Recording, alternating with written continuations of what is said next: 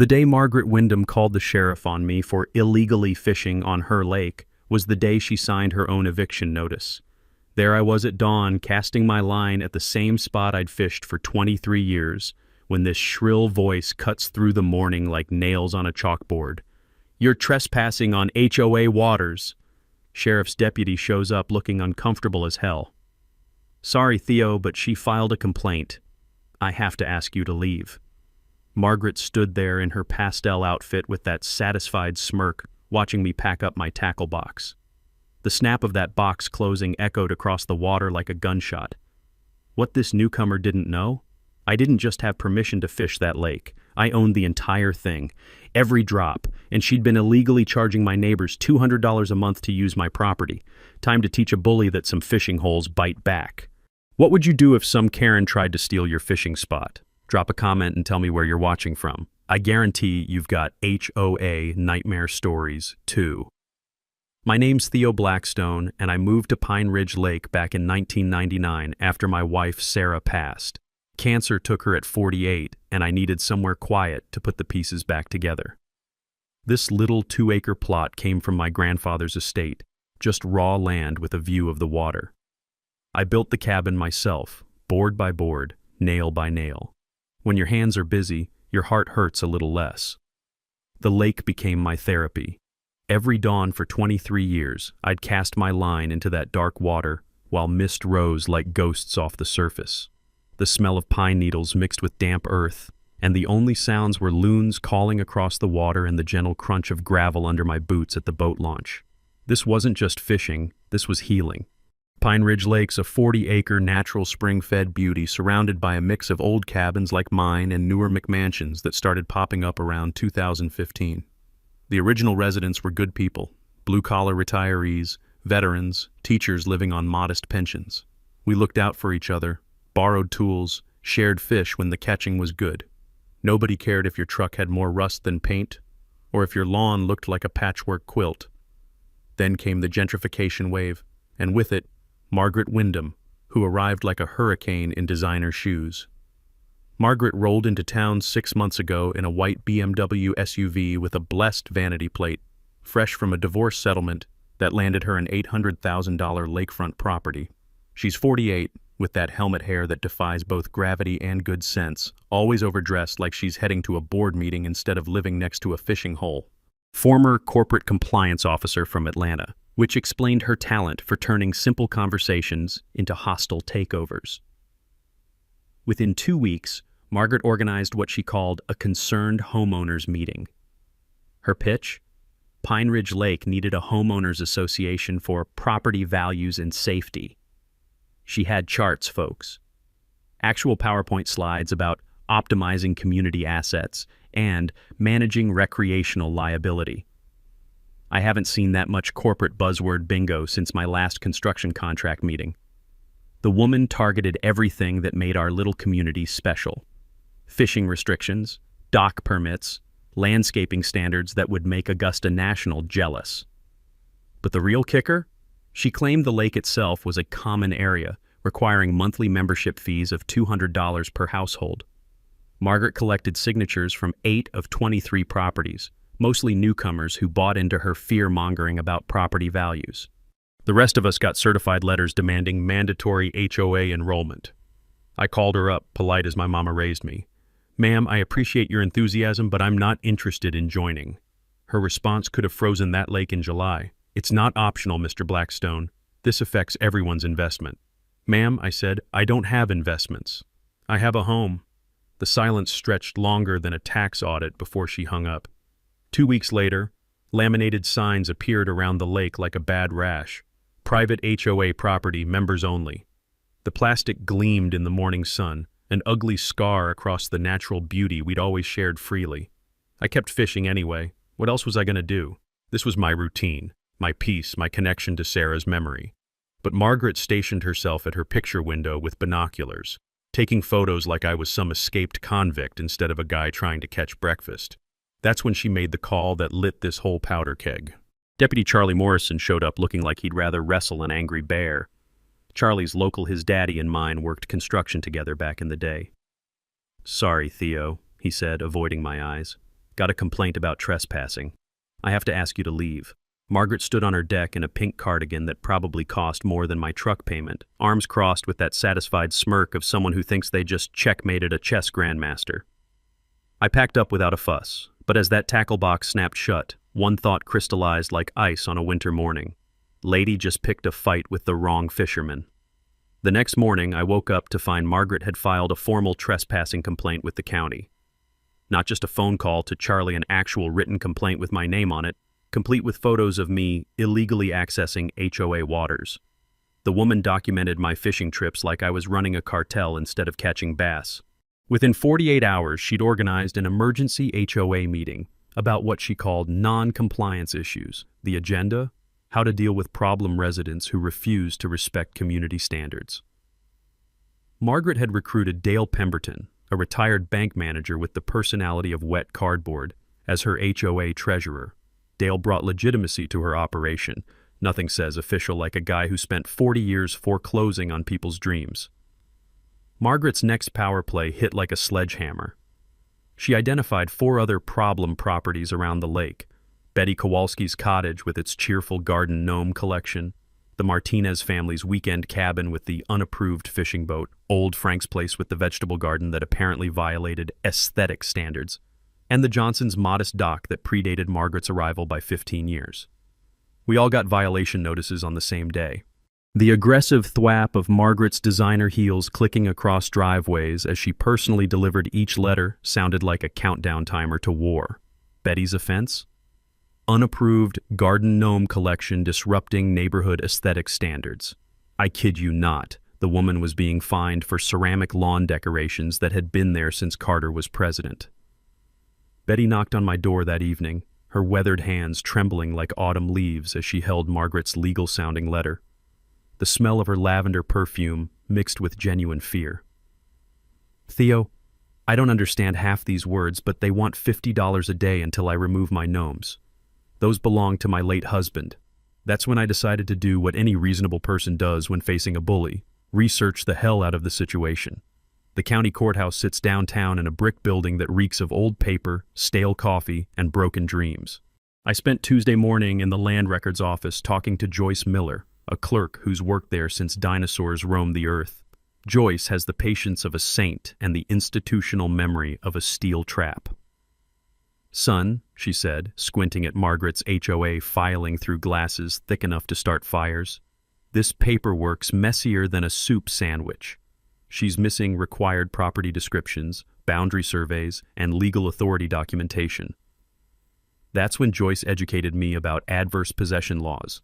Essentially, you can't claim ownership of property you don't legally control, no matter how many laminated signs you post. Any HOA must legally define its boundaries, and authority and county records always verify their claims before paying a single dime. While I was learning about property law, Margaret escalated to hiring private security.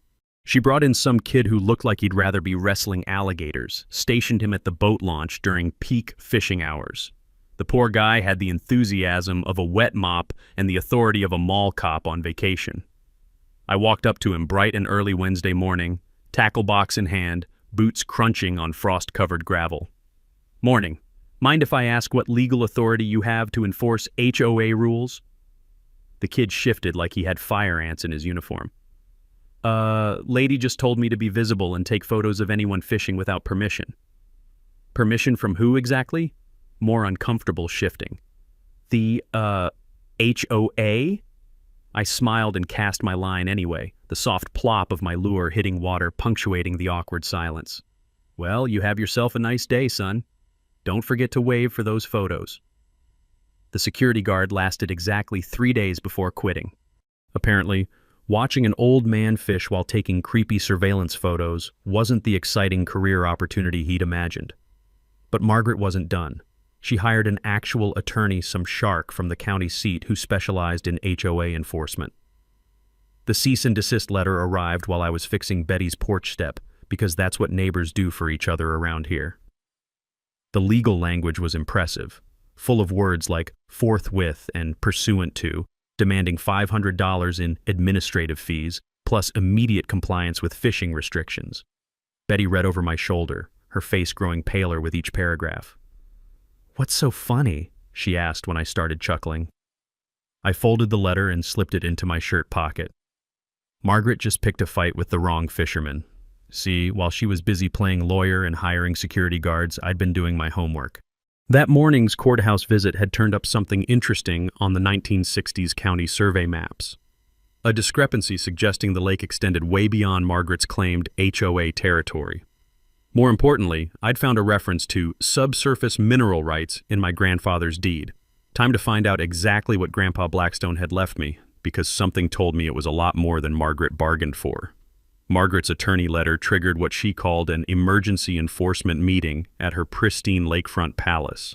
Her living room looked like a corporate boardroom had a baby with a country club, all beige leather and motivational artwork about success and excellence. The air reeked of expensive vanilla candles and desperation. She'd assembled her nervous coalition of 8 HOA members, each clutching violation notices like talismans against common sense. "Property values are at stake," Margaret announced, clicking through her PowerPoint presentation like she was launching a hostile takeover instead of harassing retirees. Her enforcement plan included liens, small claims court, and police reports. When Dale suggested maybe they should verify their legal authority first, Margaret steamrolled him faster than a freight train through a paper bag. "We can't show weakness to non-compliant residents," she declared, her voice sharp enough to cut diamond. "Give them an inch, they'll take a mile." 2 days later, I woke up to the aggressive buzz of power tools at 7 a.m. sound more jarring than nails on a chalkboard. Margaret was installing a decorative fence across the traditional fishing path to the lake, the same dirt trail that elderly residents like Betty and Frank had used for decades. The fence was white vinyl with little flourishes that screamed, "I spent more on this eyesore than most people make in a month." Margaret stood supervising in a lavender pantsuit, sipping coffee from China that probably cost more than my truck payment. When Frank Martinez showed up for his doctor-ordered morning walk, she pointed to a shiny new sign. "Private HOA property. Authorized members only." "Ma'am," Frank said in his polite old-school way, "I've been walking this path since 1987. Margaret's smile could have frozen hell itself. "Times change, Mr. Martinez." Safety and liability require proper management. That fence was the last straw for a lot of folks. Margaret had just blocked lake access for 3 elderly residents whose daily walks were literally doctor's orders for their heart conditions. But while she was busy playing neighborhood dictator, I was getting educated about something called riparian rights. Back at the courthouse, Joyce Miller pulled out maps and legal books like she was conducting a masterclass in property law. The musty smell of old records mixed with her determination to help. "Theo," she said, adjusting those thick glasses, "riparian rights are trickier than a 3-card Monte game. When you own land adjacent to water, you often get usage rights too, sometimes way more than people realize. Riparian rights mean owning land next to water often includes water usage rights. Look this up if you live near lakes or rivers, because most property owners have no clue what they actually own." Joyce also found something that made her eyebrows climb toward her hairline, a reference to lake bottom mineral rights in my grandfather's 1958 deed. "Son, this language is unusual. Might want to dig deeper into what exactly your grandfather bought from that mining company." While I was learning legal history, Margaret escalated to full-blown harassment. She filed noise complaints about my boat motor, claiming it disturbed the peace at dawn. She called the county health department, alleging my septic system threatened lake quality, forcing me to take time off work for inspections that found absolutely nothing wrong. Then she tried to get my dock declared unpermitted, which was rich considering it predated her birth certificate. But here's where Margaret made her first real mistake. She got greedy and sloppy.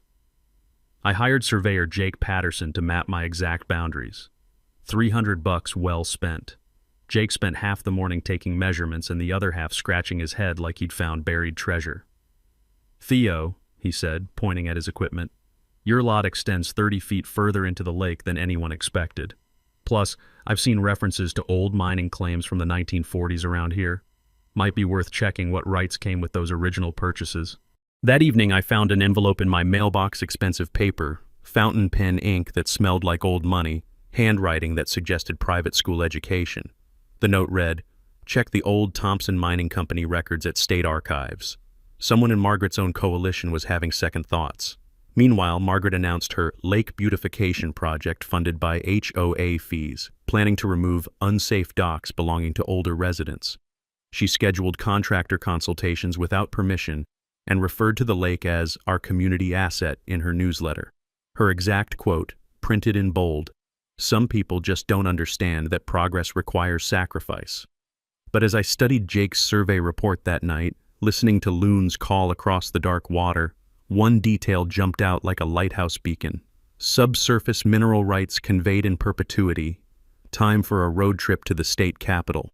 Because Grandpa Blackstone hadn't just left me a fishing spot, he'd left me the keys to Margaret's worst nightmare. Margaret's confidence hit dangerous levels after successfully intimidating Frank Martinez away from his walking path. She scheduled what she called enforcement action with the sheriff's department for my continued trespassing, complete with official paperwork and a timeline for my arrest. The woman had created an actual fine schedule, $50 per day for unauthorized lake access, payable to the Pine Ridge Lake HOA, which had about as much legal authority as my tackle box. She installed security cameras pointing at fishing spots, their mechanical whirring tracking movement like robotic vultures circling carry-on. The cameras were expensive, the kind banks use to catch actual criminals, not retirees trying to catch breakfast. The red recording lights blinked like angry eyes, watching every cast of my line. Margaret's real masterstroke was organizing a concerned citizens petition to county commissioners.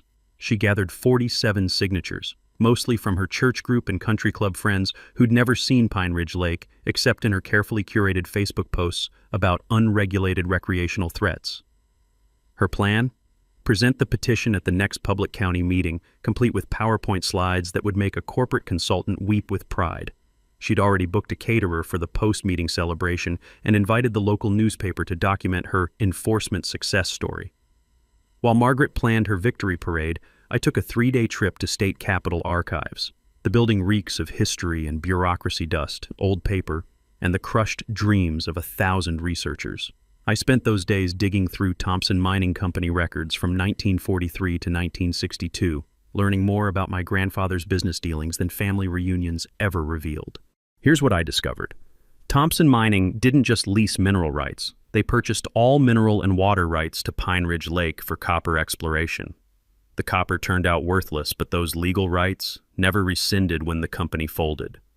Mineral rights and surface rights can be owned separately. Always check both when buying property near water or former industrial sites, because you might own way more than you think. The paper trail was clearer than spring water. Thompson Mining sold rights to a consolidated holding company in 1965. When that company dissolved in 1978, assets transferred to individual partners. One partner, Theodore Bud Blackstone Sr., my grandfather, rights passed to my father in 1982, then to me in 1999. But here's the kicker that made my coffee taste like victory. Those rights included lake bottom ownership, not just mineral extraction. Every square foot of lake bed, from shore to shore, legally belonged to me. Back home, Margaret was sabotaging everything with the desperation of a sinking ship captain. She reported my boat as an abandoned vessel to state environmental agencies. She filed complaints claiming I was running commercial operations without permits. Apparently, one guy with a fishing rod qualified as commercial fishing in Margaret's alternate universe where logic goes to die. She spread rumors about property tax delinquency, which was hilarious since I'd been current for 23 years.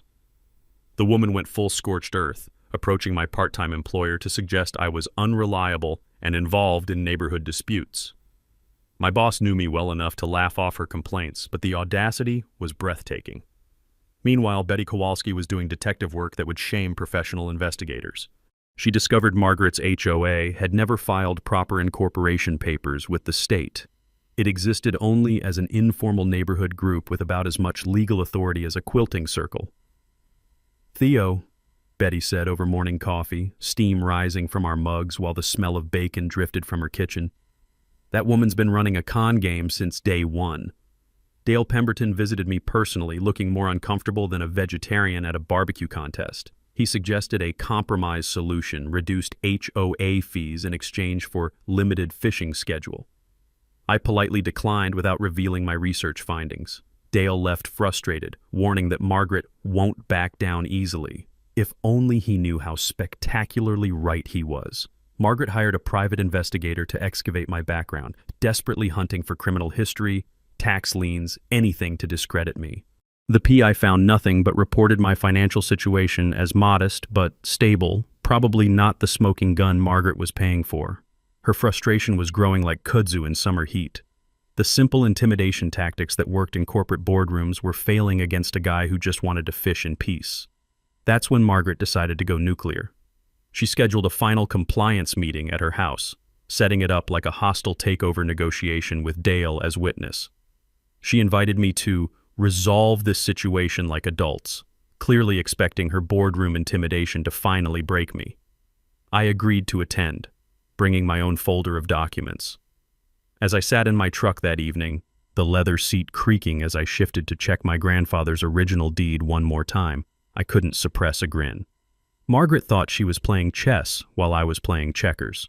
Tomorrow's meeting was going to be very educational, just not for the person she expected. Attorney Samuel Bennett's office smelled like leather-bound law books and expensive coffee, the kind of place where justice costs money but delivers results. I'd driven to the county seat with my grandfather's deed package, hoping for clarity but half expecting another dead end.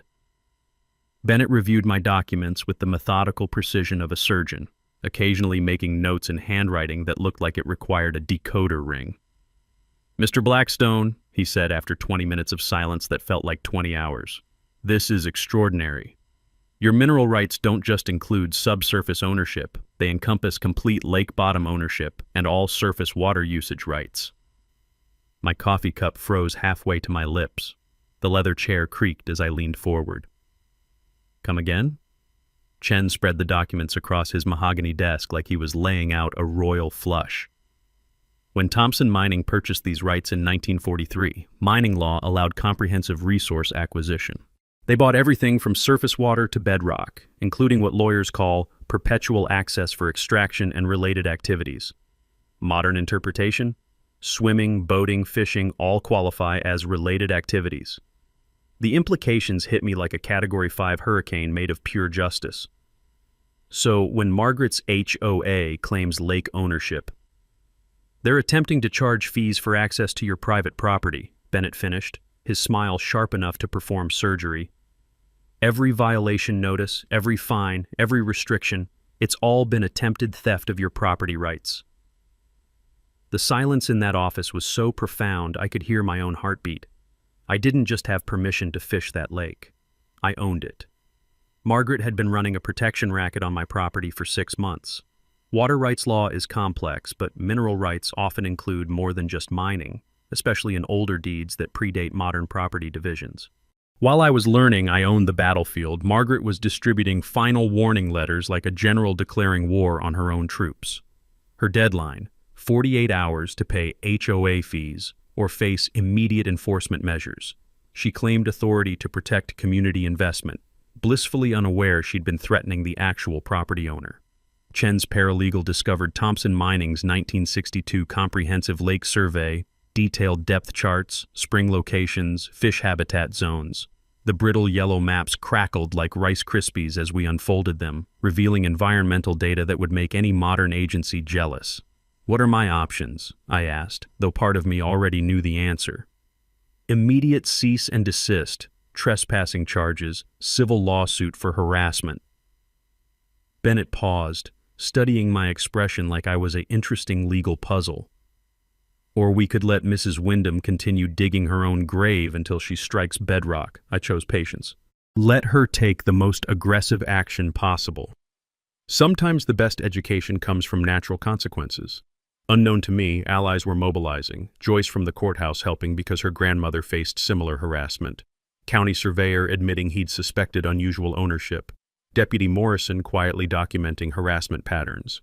Margaret scheduled her county commissioner presentation for Tuesday, complete with PowerPoint about unregulated access destroying property values.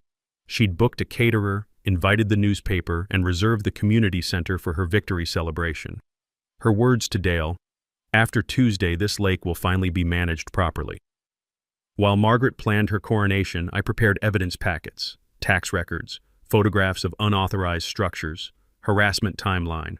The fresh ink smell from the copy machine mixed with the musty courthouse basement air as I built Margaret's doom in triplicate. The delicious irony? Margaret's research found lake taxes paid by T. Blackstone. She assumed it was a typo, never connecting it to the fishing guy she'd been harassing. Her meeting invitation promised to resolve lake access issues permanently. I accepted, asking if I could bring documentation. Margaret's delight at my apparent surrender was about to become the most expensive mistake of her life. The War Council convened at my cabin on Sunday evening. Betty, Joyce, and Attorney Bennett gathered around my kitchen table like generals planning D-Day. Betty brought homemade cookies that smelled like cinnamon and righteous anger. The wood smoke from my fireplace mixed with coffee aroma and the collective determination of people who'd had enough of being pushed around. "All right," Bennett said, spreading legal documents across the table like battle plans. "Let's discuss how to maximize impact of the ownership reveal." Joyce leaned forward, her glasses catching the lamplight. "We need to think about the other families Margaret's been harassing. This isn't just about Theo. It's about establishing that you can't bully people out of their homes." Betty nodded so hard her coffee nearly sloshed over the rim. "That woman fined me $50 a day for garden gnomes. My late husband gave me those gnomes." Chen explained my legal options with the patience of a teacher addressing students who'd been wronged by the system.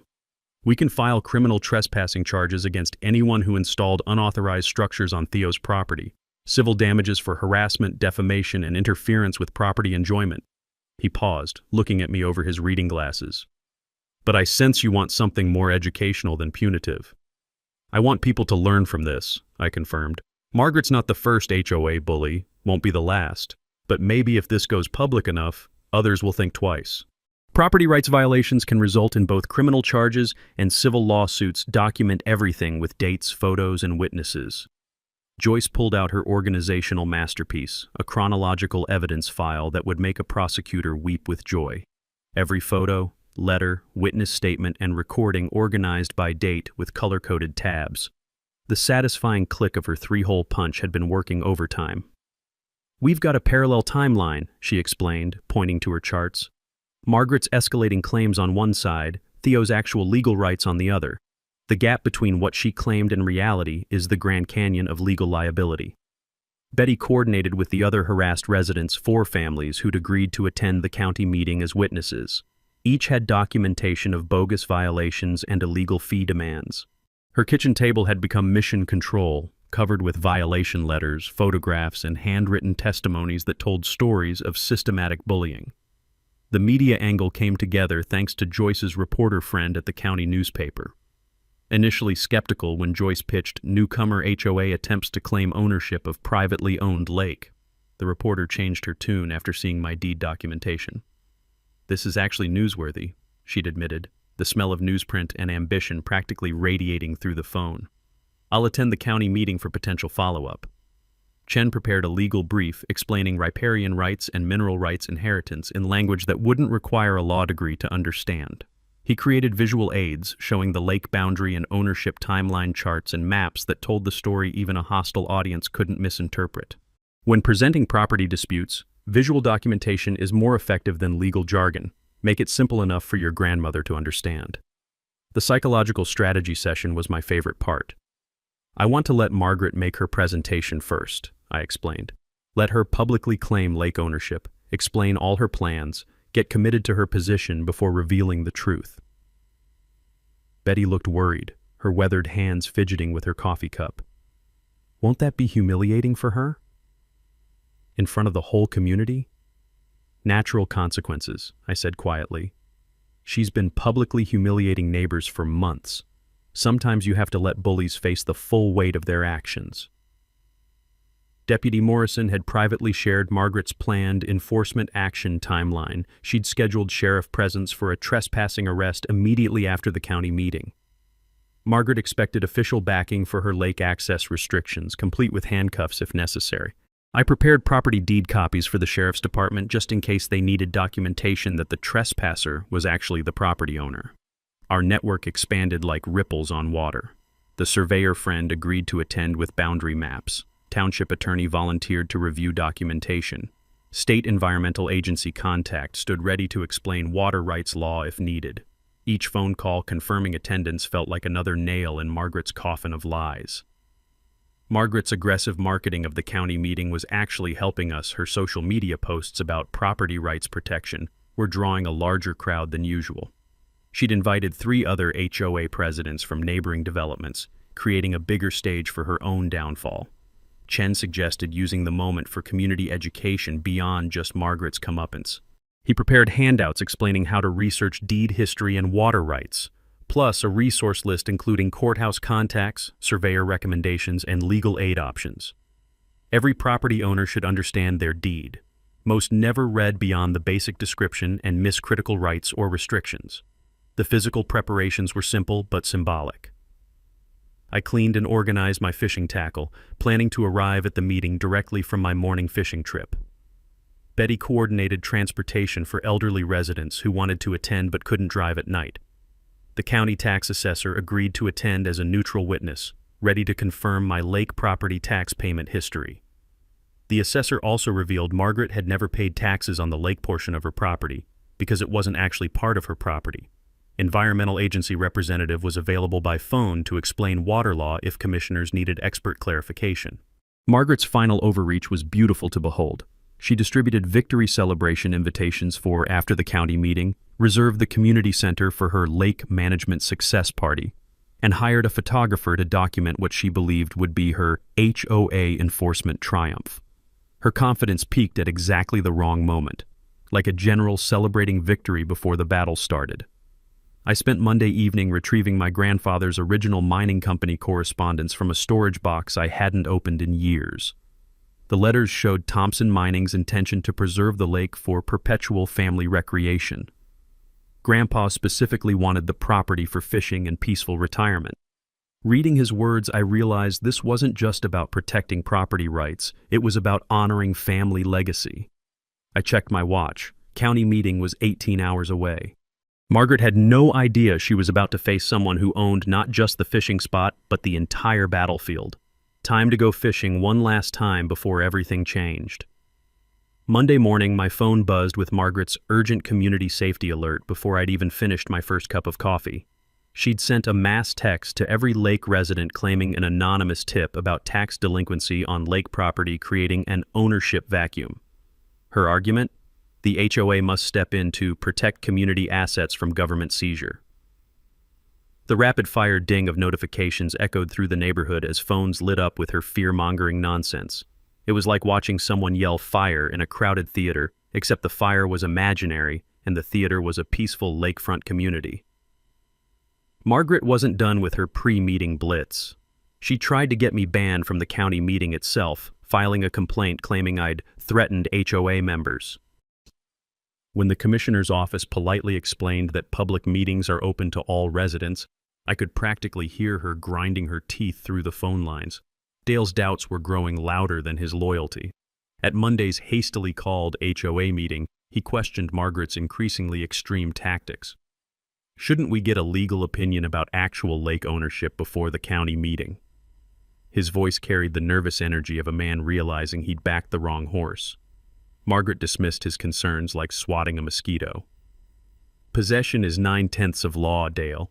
We have the signs, the fences, the documentation. They have excuses. Dale's uncomfortable expression suggested he was reconsidering every decision that led him to this moment.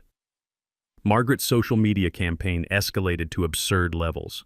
She created a Facebook group called Pine Ridge Lake Property Protection and posted photos of me fishing with captions about unauthorized commercial fishing operations threatening community safety. She shared fake legal citations about HOA authority over common areas that would make any actual lawyer laugh until they cried. The aggressive tapping of her manicured nails on her phone screen must have sounded like a woodpecker on amphetamines. Meanwhile, I maintained my normal routine fishing at dawn, helping neighbors with repairs, staying calm while Margaret spun herself into a frenzy.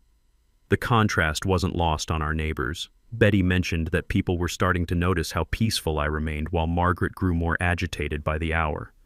The morning mist rose off the lake like ghosts while Margaret's shrill voice echoed from her deck, barking orders at her remaining supporters like a general losing control of her troops. Margaret's private investigator delivered his final report Monday afternoon. Clean record, modest finances, well regarded by longtime residents. But the PI noted something that should have been a red flag. Subject owns more property than apparent based on visible structures. The report mentioned mineral rights inheritance, but apparently didn't research deep enough. Margaret missed the warning completely, focusing instead on what she called my financial vulnerability. Lady thought I was poor and desperate. She had no idea I was sitting on property rights worth more than her BMW. Her coalition-building efforts brought 3 neighboring HOA presidents to Pine Ridge for a property rights solidarity meeting. Each had similar stories of problem residents resisting HOA authority. They planned a coordinated presentation showing a pattern of non-compliance across multiple communities.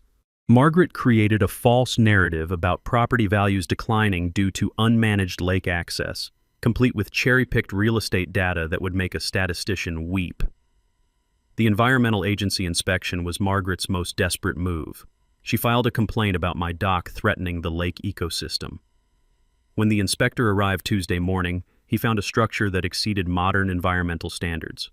"Mr. Blackstone," he said, examining the commercial-grade construction, "this dock was built to mining equipment specifications.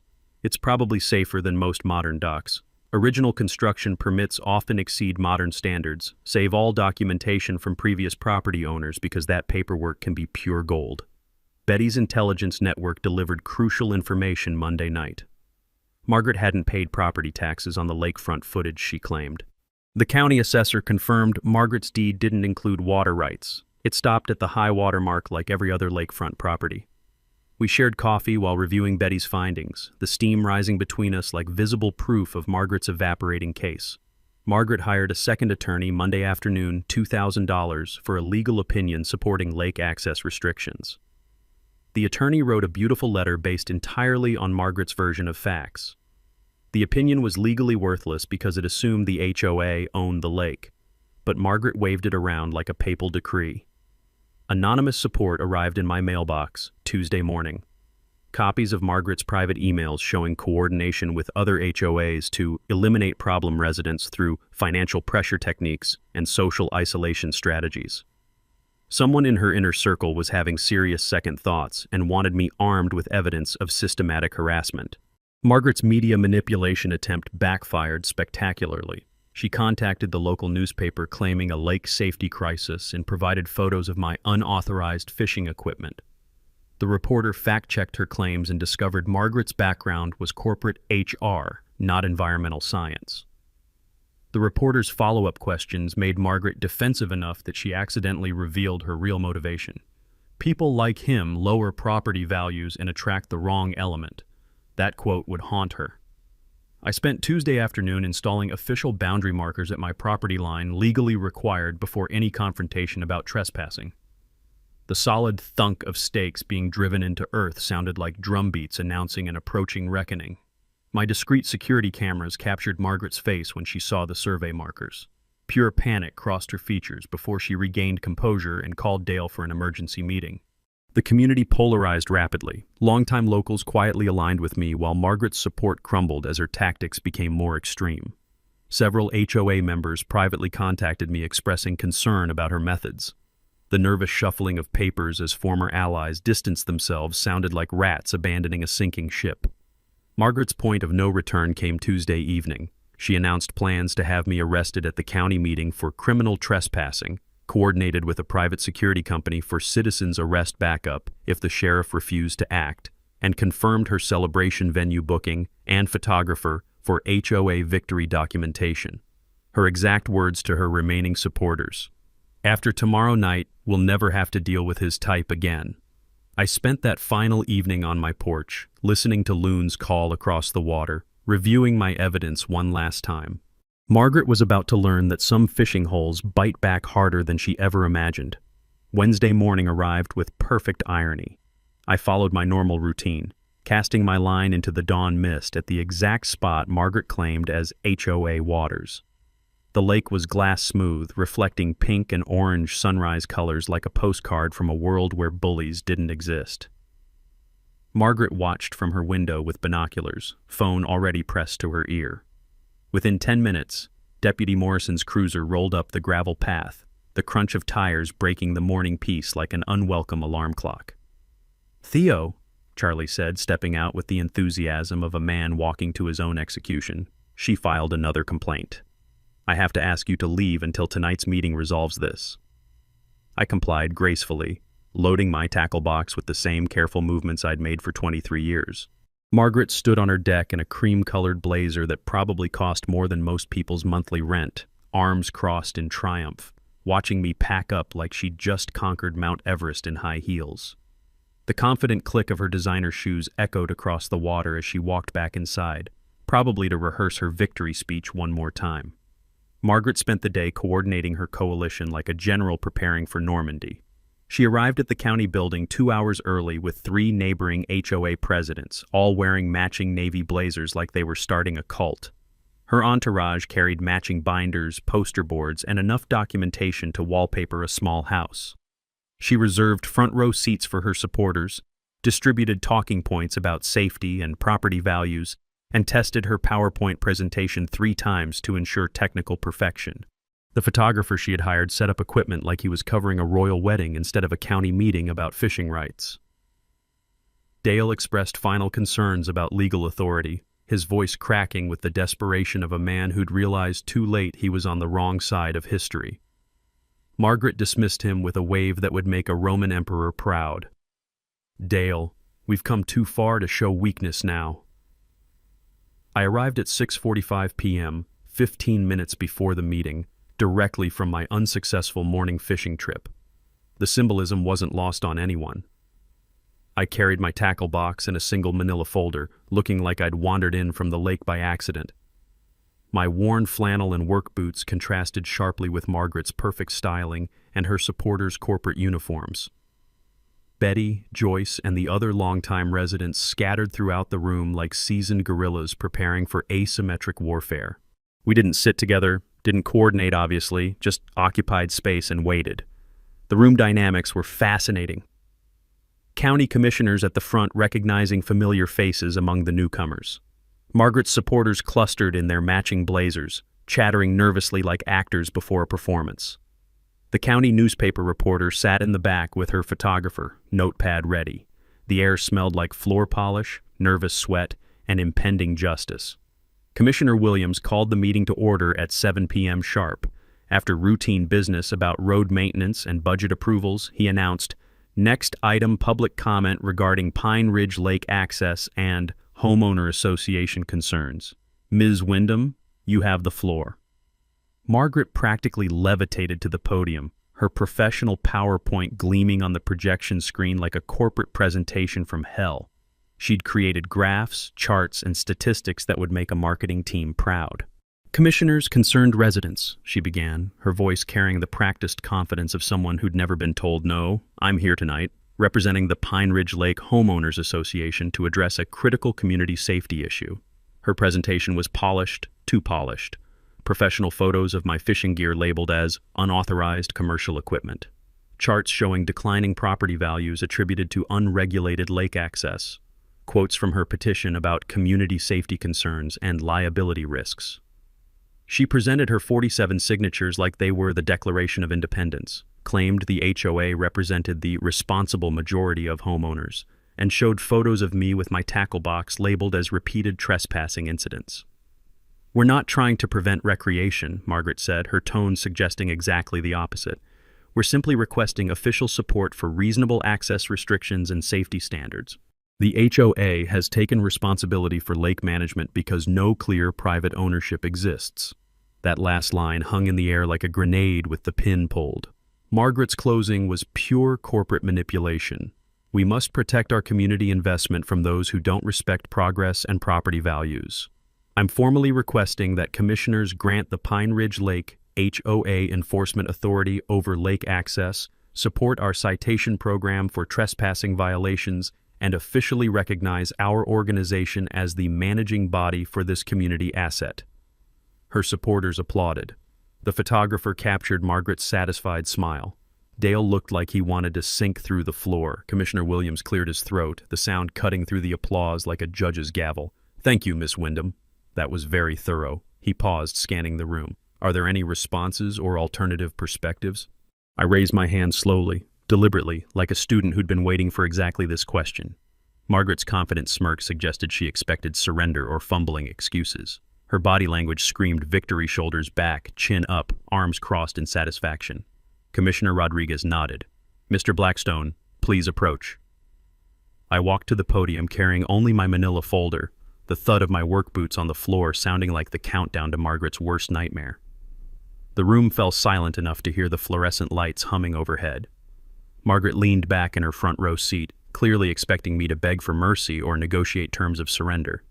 Instead, I opened my folder with the casual deliberation of someone holding a royal flush and said 7 words that drained the color from Margaret's face.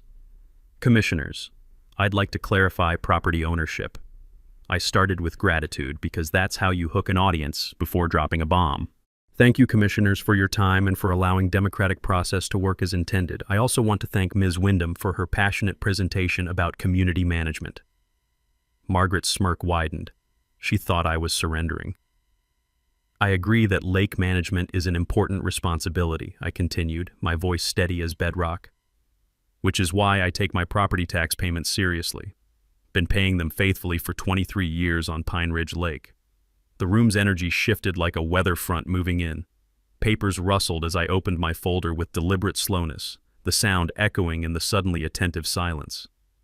Ms. Wyndham stated that no clear private ownership exists for the lake. I'd like to correct that misunderstanding. I produced a certified copy of my property deed, the official county seal visible even from the back row. This deed, dating from 1958, establishes that my grandfather, Theodore Blackstone Sr., purchased complete mineral and water rights to Pine Ridge Lake from Thompson Mining Company. Margaret's face transitioned from smug to confused faster than a traffic light change. "Those rights," I continued, "include subsurface ownership of the entire lake bottom and perpetual water access rights for extraction and related activities. In modern legal interpretation, fishing, swimming, and boating all qualify as related activities."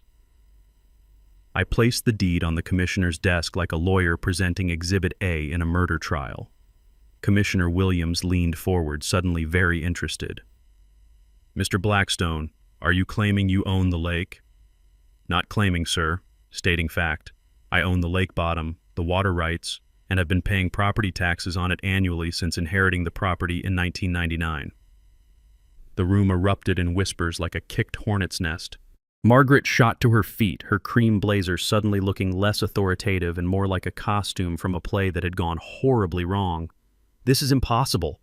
Her voice cracked with panic that no amount of corporate polish could hide. "We researched ownership. This can't be legal." Attorney Bennett stood from where he'd been sitting quietly in the middle rows. "If I may, Commissioners?" Samuel Bennett, representing Mr. Blackstone. "I can clarify the property law here." Commissioner Rodriguez gestured for him to continue, clearly fascinated by the drama unfolding better than any reality TV show.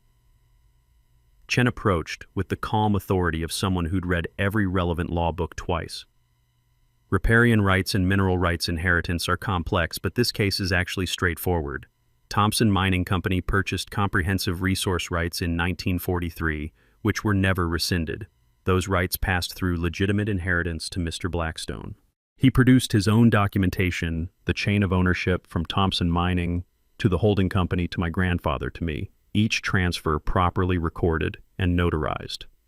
More specifically," Bennett added, "the HOA Ms. Wyndham represents has been collecting fees for access to Mr. Blackstone's private property.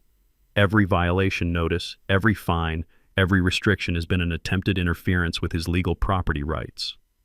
Margaret's face had gone from cream to white to a shade of red that suggested either rage or a medical emergency. "You can't just claim ownership of an entire lake. What about our investments, our property values?" Commissioner Williams held up a hand for silence. "Ms. Wyndham, please hold your comments. Mr. Bennett, do you have verification of Mr. Blackstone's tax payments?" Joyce stood up from her seat, bless her organized soul. "Commissioner, I'm Joyce Miller from the County Land Records Office. I can confirm Mr. Blackstone has been paying lake property taxes annually since 1999. I can also confirm that Ms. Wyndham's HOA has never filed proper incorporation papers with the state, meaning they have no legal authority to collect fees or impose restrictions." The county tax assessor, sitting near the back, added his voice. I can verify Mr. Blackstone's tax payment history. I can also confirm that Ms. Wyndham has never paid property taxes on any lake footage because her deed terminates at the high water mark like every other waterfront property. Margaret looked like someone had pulled the floor out from under her expensive shoes. Her supporters began whispering urgently among themselves, the sound of loyalty evaporating faster than morning dew in August. Dale officially resigned as HOA treasurer right there in his seat, loud enough for everyone to hear. "I'm out. This is not what I signed up for." Commissioner Williams requested a brief recess to review documentation. During those 10 minutes, Margaret stood frozen at the front of the room while her photographer quietly packed up his equipment and her supporters executed the fastest political retreat since Napoleon left Moscow. Betty approached me with tears in her eyes. "Theo, does this mean she can't find me for my gnomes?" "Betty," I said with a smile, "it means she never had the authority to fine anyone for anything." When the commissioners returned, Williams delivered his findings with the weight of official judgment. After reviewing the documentation, we confirm Mr. Blackstone's property ownership is legally valid and comprehensive. The Pine Ridge Lake Homeowners Association has no authority to collect fees, impose fines, or restrict access to private property.